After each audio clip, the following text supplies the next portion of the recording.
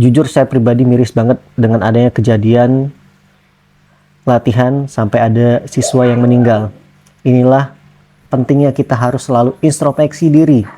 Baik tata cara kita melatih sudah tepat atau belum, dan lebih bagus lagi akan adanya penataran pelatih. Karena semua orang bisa jadi warga, tapi warga belum tentu paham tata cara melatih.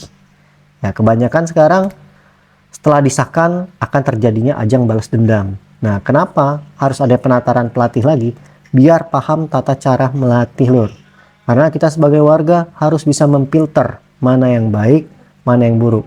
Ya, kalau dulu kita diberikan menurut kita ini buruk, tidak usah kita terapkan kepada adik-adik kita. Assalamualaikum warahmatullahi wabarakatuh. Salam persaudaraan. Oke, lur, jadi di kesempatan kali ini saya ingin membahas tentang tragedi kejadian di latihan yang dimana ada siswa sampai meninggal dunia. Ini sangat prihatin banget, sangat miris sekali ya. Sampai ada siswa yang kejadian seperti itu. Yang pertama, saya turut berduka cita dan saya mendoakan juga untuk almarhum, semoga diterima di sisi Allah Subhanahu wa taala dan keluarga diberikan kesabaran. Saya yakin memang keluarga pasti sangat-sangat tidak terima dengan adanya kejadian seperti ini. Tapi dengan adanya kejadian seperti ini, kita harus introspeksi diri, lur. Nah, bukan cuman kita, semua para pelatih di berbeda perguruan maupun bela diri lain, ya kita harus selalu belajar dari kejadian-kejadian. Dan kita harus paham dengan tata cara melatih. Nah, ini kejadian seperti ini ditendang di ulu hati sampai sakit. Gini loh, saya ingin sharing-sharing tentang latihan ya. Banyak orang ini bilang, wah latihan ekstra itu harus keras.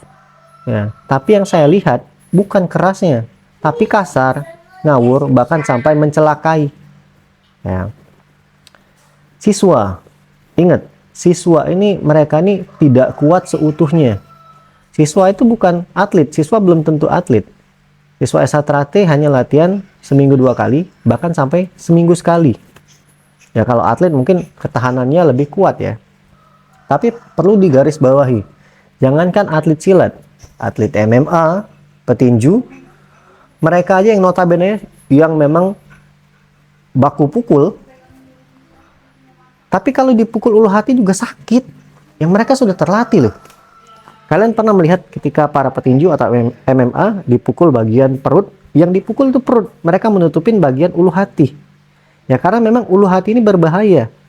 Lah, jangan sampai siswa yang mereka ini lebih lemah, ya, terus ditendang di ulu hati atau dipukul di ulu hati dengan sekencang-kencangnya. Nah, ini harus paham sebagai seorang pelatih ya. Keras yang dimaksud itu bagaimana? Kita harus paham. Dan kita sebagai pelatih harus bisa mengkontrol diri dan harus bisa membaca situasi. Makanya sebelum latihan kita tanyain, ada yang sakit dak?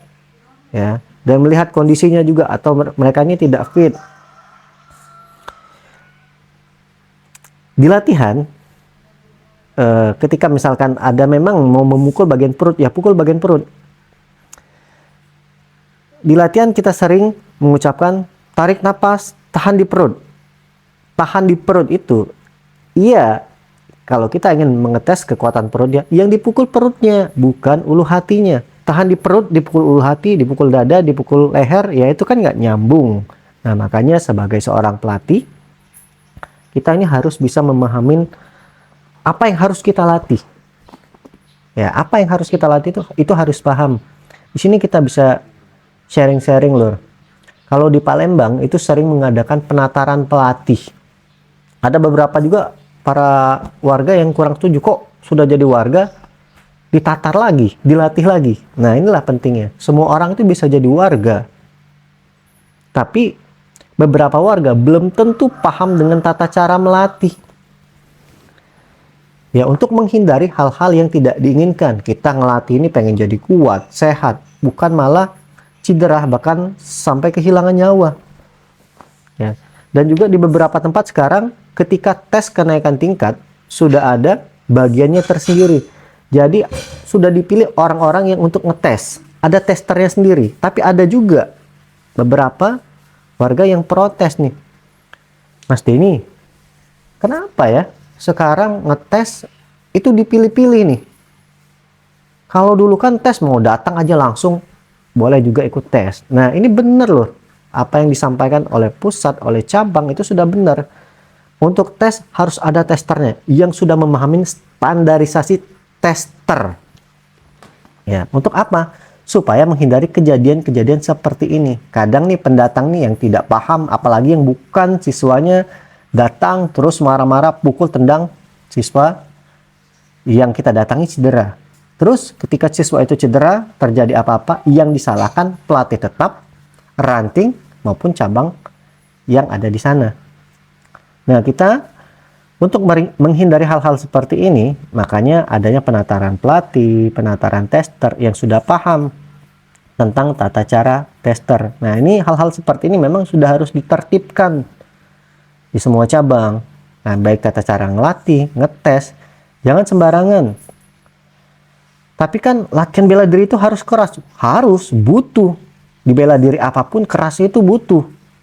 Tapi bukan berarti ngawur, bukan berarti kasar, bukan berarti menciderai, bukan berarti menghilangkan nyawa. Ini harus paham. Keras itu bagaimana? Keras yang dimaksud itu bagaimana? Ya, keras harus di bela diri itu harus keras.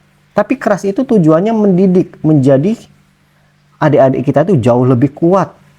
Ya, bukan kita melatih adik-adik kita ini malah tambah cedera, tambah sakit, tambah lemah, tambah down mentalnya. Semua itu ada tata cara sendiri, melatih teknik, melatih kekuatan, melatih mental, ada tata caranya sendiri tanpa harus melukai. Ya, keras harus, ngawur jangan. Ini harus paham, betul-betul harus dipahami lur. Makanya pentingnya sebagai pelatih kita itu harus paham tata cara melatih dan mengkontrol diri, baik ngelatih maupun sparring atau sambung. Semua ada tingkatan, ya. Kita tidak bisa melepas power kita misalkan sama siswa hijau, siswa polos. Kalau di putih oke, dikerasin. Kita harus tahu takaran kekuatan mereka dan takaran kekuatan kita sendiri. Ini kita harus paham, ya.